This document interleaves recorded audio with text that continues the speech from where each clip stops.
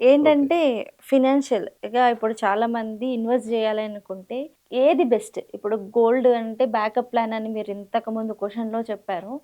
ఏది బెస్ట్ ఎగ్జాక్ట్‌గా ఇప్పుడు ట్రేడింగా? లేదు అంటే ఇప్పుడు ఫండ్స్ ఉన్నాయి. తర్వాత ఎస్ఐపి ఇలా సో ఆన్ సో ఆన్ ఉన్నాయి. ఏది మనకి ఇన్వెస్ట్ జేస్తే మనకి ఎంత మంచి రిటర్న్స్ దేంట్లో వస్తాయి? ఏది మనకి అంటే సెక్యూర్డ్‌గా ఉంటది? ఓకే. ఎంత సెక్యూర్డ్‌గా ఉంటది? దేంట్లో చెయ్యొచ్చు? ఇలాంటి అడ్వైస్ ఇవ్వండి. ఇది డీటెయిల్‌గా వర్కౌట్ చేయాలి. ఫైనాన్షియల్ ప్లానింగ్ అనేది ఒక ఇండివిడ్యువల్‌కి. హ్మ్. కానీ బ్రాడ్‌గా చెప్పాలి అంటే, హ్మ్. అంటే ఇన్వెస్ట్‌మెంట్ అవెన్యూస్ ఎక్కడెక్కడ ఇన్వెస్ట్ చేయొచ్చు, హ్మ్. రఫ్‌గా ఎంత రిటర్న్ ఎక్స్‌పెక్ట్ చేయొచ్చు మీకు ఒక గ్లాన్స్ చెప్తా మీకు నేను. ఓకే. ఇప్పుడు నార్మల్‌గా ట్రెడిషనల్‌గా ఇంత ముందు తరం వాళ్ళు ఇన్వెస్ట్ చేసే డబ్బుని వాళ్ళు బ్యాంక్ ఎఫ్‌డీలు చేసేవారు. అవును. Bank fixed. ఎఫ్‌డీలో పెట్టడం, పోస్ట్ ఆఫీస్‌లో పెట్టడం జరుగుతూ ఉండేది. అవును. అప్పుడు మన ఇన్ఫ్లేషన్ అంటే మనం ఇయర్ ఆన్ ఇయర్ పెరిగే ప్రైసెస్ ఇన్ఫ్లేషన్ అంటారు. ఇన్ఫ్లేషన్ అనేది ప్రతి గ్రోయింగ్ ఎకానమీలో ఉండే పెయిన్ ఏరియా. హ్మ్. అంటే అది పెయిన్ అనొచ్చు, లేకపోతే నెసెసరీ ఈవిల్ అనొచ్చు. It's a fact. అవును. అండ్ పోయిన ఏడాది ఉన్న ప్రైస్ అదే ఐటెంకి అదే పెరుగుతుంది. అది కూరలు అవ్వచ్చు, లేకపోతే ఆయిల్ అవ్వచ్చు, బియ్యం అవ్వచ్చు, ఏదైనా పెరుగుతుంది ప్రైసెస్ అది. ఇన్ఫ్లేషన్ మ్యాండేటరీగా ఉంటుంది లైఫ్‌లో. ఇప్పుడు మన ఇండియన్ ఇన్ఫ్లేషన్ దాదాపు 7.5 to 8% ఆ రేంజ్‌లో మూవ్ అవుతున్నాం మనం. హ్మ్. హ్మ్. అంటే మనం ఎక్స్‌పీరియన్స్ చేస్తాం. పోయిన ఏడాది ఎంత పెట్టుకున్నాం, ఈ ఏడాది కొంచెం పెరుగుతుంది. మన మైండ్‌కి అలవాటయిపోయింది అది. హ్మ్. సో, మనం సేవ్ చేసే డబ్బు ఆ ఇన్‌ఫ్లేషన్ కంటే ఎక్కువ రిటర్న్ వస్తేనే మన డబ్బు పెంచినట్టు లెక్క. సో, ఇన్‌ఫ్లేషన్ తక్కువ కంటే రిటర్న్ వస్తే మనకి హ్మ్. డబ్బు పెరగట్లేదు మనది. యాక్చువల్‌గా వాల్యూ తగ్గిపోతాం. హ్మ్. అది మనం గుర్తుపెట్టుకోవాలి ఎప్పుడూను. అండర్‌లైన్ బేసిస్ యాక్చువల్‌గా అది. హ్మ్. ఇన్‌ఫ్లేషన్‌ని బీట్ చేసి రిటర్న్స్ ఇచ్చే అవెన్యూస్ బాగా తక్కువైపోయాయి ఇప్పుడు. బ్యాంక్ ఎఫ్‌డీలు ఇంతకుముందు అయితే 10-12% ఇచ్చేవి బ్యాంక్ ఫిక్స్డ్ డిపాజిట్లు. ఇప్పుడు తగ్గి 6.5%కి వచ్చేస్తుంది. బ్యాంక్ ఫిక్స్డ్ డిపాజిట్లు. సేవింగ్స్ అకౌంట్ అయితే 3%, 2%లో ఉందది. హ్మ్. పోస్ట్ ఆఫీస్ కూడా 5.5, 6%లో ఉంది. సో, ఎక్కడ పెట్టిన డబ్బు సెక్యూర్‌గా ఉన్నా, డబ్బు వాల్యూ పోకపోయినా ఇన్‌ఫ్లేషన్‌ని బీట్ చేయలేకపోతున్నాం మనం. హ్మ్. సో, మనం డబ్బు పెరిగిందనుకుంటున్నాం. కానీ యాక్చువల్ పెరిగిన డబ్బుతో మనం అన్ని ఐటెమ్స్ కొనలేకపోతున్నాం. అది ఒక ఫస్ట్ కన్‌స్ట్రెయింట్ అది. ఇది బీట్ చేయాలంటే ఎక్కడ ఇన్వెస్ట్ చేస్తే ఇన్‌ఫ్లేషన్ బీట్ చేయగలం అంటే మనం గోల్డ్. అండ్ నార్మల్‌గా ట్రెడిషనల్‌గా గోల్డ్ ఒక 8-10% రిటర్న్స్ ఇచ్చేది. ఇంతకుముందు ఇయర్ ఆన్ ఇయర్. హ్మ్. అంటే కొంచెం ఇన్‌ఫ్లేషన్ కంటే కొంచెం ఎక్కువ వస్తుంది మనకది. హ్మ్. రియల్ ఎస్టేట్ హ్మ్. ప్లాట్స్‌లో పెడితే అది కూడా గ్లోబల్‌గా 7-8% రిటర్న్స్ వచ్చే సినారియో ఉండేది. హ్మ్. సరే రియల్ ఎస్టేట్ ఇప్పుడు చాలా స్కీమ్స్ వింటూ ఉంటాం. అవును. శంషాబాద్‌లో ఇన్వెస్ట్ చేయండి. మనం ఇక్కడ ఓఆర్ఆర్ వెనకాలపేట ఇన్వెస్ట్ చేయండి. ఇప్పుడు గూడా ఉన్నాయి. డబ్బులైపోతుంది అని చాలా చోట్ల స్కీమ్స్ వింటూనే అవును. ఉంటాం. సరే అవన్నీ ఎంతవరకు జెన్యూన్ అనే విషయం పక్కన పెడితే, హ్మ్. రియల్ ఎస్టేట్‌లో మనం సరిగ్గా లెక్క వేస్తే వచ్చే రిటర్న్స్ 6-7% మాత్రమే. అంతేనా? అంతే.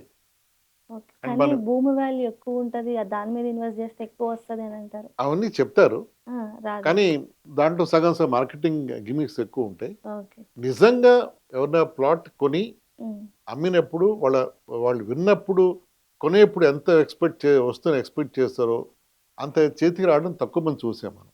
హ్మ్. అందరూ డిసప్పాయింటెడ్‌గానే అమ్ముతారు. హ్మ్. నంబర్ 1. నంబర్ 2 ఈ ప్లాట్ సేల్ కానీ, రియల్ ఎస్టేట్ సేల్ కానీ అనుకున్నప్పుడు అవ్వదు. డబ్బు చేతికి రాదు. హ్మ్. టైంకి రాదు. వచ్చినా కూడా అది వైట్ అండ్ బ్లాక్‌లో వస్తుంది కాబట్టి అదొక ఇబ్బంది ఎప్పుడూ ఉండే ఉంటుంది. సో, దాంట్లో ఇవన్నీ హెడేక్స్ చూసుకొని మనం హ్మ్. ఫైనల్‌గా నెట్ కూర్చొని లెక్క వేస్తే వచ్చే రిటర్న్స్ 5-6% మాత్రమే ఓకే. రియల్ ఎస్టేట్‌లో.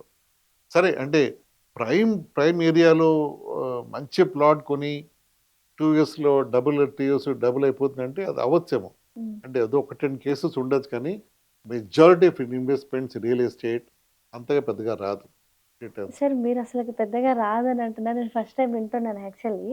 ఏంటి అంటే భూమి మీద పెడితే రియల్ ఎస్టేట్ వీటి మీద పెడితే మనకెక్కువ రిటర్న్స్ వీట్లి మీదే వస్తదని చెప్పేసి కొన్ని సినీ యాక్టర్స్ గూడా నేను దీంట్లో ఇన్వెస్ట్ చేసాం ఇప్పుడు దాని 10 టైమ్స్ ఎక్కువైందని చెప్పేసి గూడా చెప్పిన వాళ్ళున్నారు యాక్చువల్లీ. ఫైనాన్షియల్ ప్లానింగ్‌లో టైమ్ వాల్యూ ఆఫ్ మనీ అంటారు. హ్మ్. అంటే ఇప్పుడు 2024లో ఇన్వెస్ట్ చేస్తే 2040 ఏళ్లలో కానీ 10 టైమ్స్ అయింది అన్నప్పుడు, అవును. ఆ టైమ్ వాల్యూ ఆఫ్ మనీ ఇయర్‌ని మన టైమ్‌ని డిస్కౌంట్ చేస్తే యాన్యువల్ రిటర్న్ ఎంతొచ్చింది చెప్తా మీకు. టైమ్ పీరియడ్ టైమ్ ఇదంతా పీరియడ్ బేస్డ్ ఇంపార్టెంట్. అపాన్ ఏదైనా సరే. ఏదైనా time period important. So, time period కానీ మన ఆ ఫ్యాక్టర్‌ని దాంట్లో ఫార్ములాలో పెట్టి కానీ మనం లెక్క వేస్తే వచ్చే రిటర్న్ 6%, 7% రేంజ్‌లోనే ఉంటుంది. ఓకే. అది కాకుండా ఇందాక నేను చెప్పినట్టు రియల్ ఎస్టేట్లో వచ్చే హెడేక్స్ చాలా ఉన్నాయి దాంట్లో. అవును. దాంట్లో లిటిగేషన్, ప్రాపర్టీని ఎలిగేషన్స్, ప్రాపర్టీ కాపాడుకోవాలి, లిటిగేషన్ లేకుండా చూసుకోవాలి, ఎన్కంబరెన్స్ ఎలిగేషన్స్ లేకుండా చూసుకోవాలి. అండ్ అది గవర్నమెంట్ ల్యాండ్ ఇప్పుడు హైడ్రా చాలా ఉన్నాయి. చాలా ఉన్నాయి. హెడేక్స్ ఎక్కువ ఉన్నాయి దాంట్లో. ఉమ్, ఇవన్నీ కూడా పెట్టుకుంటే పీస్ ఆఫ్ మైండ్‌తో మనం ఎక్స్‌పెక్ట్ చేయలేం. మోస్ట్ ఇంపార్టెంట్ ఉమ్, ఒక పిల్ల పెళ్లి ఉందనో, అబ్బాయికి అమెరికా పంపించాలి, చదివించాలి, డబ్బు పెట్టాలి. ఆ ప్లాట్ అమ్మి నేను చేస్తానంటే అది టైంకి డబ్బు రాదు. ఉమ్, నిజంగా డబ్బు కావాలంటే మనం తక్కువకి అమ్మి దాన్ని తెచ్చుకోవాలి. ఉమ్, డిజిటల్ సేల్ చేసి తెచ్చుకోవాలి దాన్ని. అంటే వచ్చే డబ్బు మనం అనుకున్న దానికంటే ఓకే బై 60% ఇచ్చి నాకు డబ్బు అర్జెంట్ కావాలి. అవును. అలా నష్టపోయి తెచ్చుకోవాలి. ఇలా లెక్క వేసుకుంటే ఇదే ఫైనల్‌గా వస్తుంది యాక్చువల్లీ. ఓకే. ఇవన్నీ కాకుండా ఇందాక ఏం డిస్కస్ చేసాం, బ్యాంక్ ఎఫ్‌డీలు అన్నాం అవును. తక్కువ. పోస్ట్ ఆఫీస్ తక్కువ. ఉమ్, గోల్డ్ యావరేజ్‌గా అయితే 7-10% రేంజ్‌లో మూవ్ అవుతుంది. సరే ఉమ్, ఈ మధ్య అయితే అది విపరీతంగా మూవ్ అయిపోతుంది. దానికి లాజిక్ లేదు. ఉమ్, ఉమ్, ఇలాగే ఉంటే గ్యారంటీ లేదు ఉమ్, ఫ్యూచర్‌లో. ఉమ్, సో, ఫ్యూచర్ గ్యారంటీగా వెళ్ళేది ఫైనాన్షియల్ క్యాపిటల్ మార్కెట్స్ మాత్రమే. ఓకే. ఫైనాన్షియల్ మార్కెట్స్ అంటే stock market. Stock market. Stock market investment is bit risky from investors mind point of view. Um, risk మన మైండ్‌లో ఉంటుంది.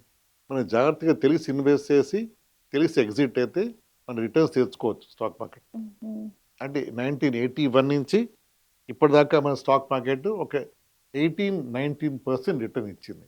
ఉమ్, 18-19% రిటర్న్ ఇచ్చింది. ఓకే.